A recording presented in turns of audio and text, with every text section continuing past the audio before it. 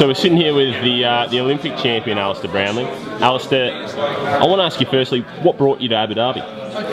Well, I wanted to try something different this year. I mean, the last 4 years have been fantastic for me, winning the world titles and the Olympics, but I needed a slightly different challenge, and Abu Dhabi was that really. It's kind of a bit of an introduction to longer racing for me, with a long bike and not a long run, which is quite a nice way to do it. And yeah, early in the season, not to affect the rest of the season, racing the World Series, and yeah, so that's why I did it.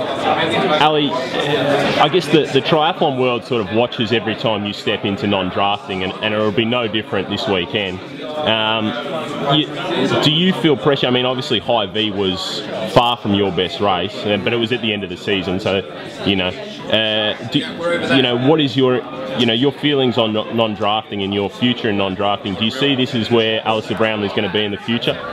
Absolutely. I've been a triathlete since I was 8 or 9 years old, followed the whole sport from Olympic distance racing to Ironman, and it's been my dream to win an Olympic gold medal, which I've done now, and it's my dream now to go and win a bit more, try and do a bit more at the Olympics and World Champs, and then move on to Ironman. So at the moment I see probably doing Rio and then moving on to long distances after that. Do you think now, I mean, this year is probably as good an opportunity as ever without the pressure of chasing points on the ITU series.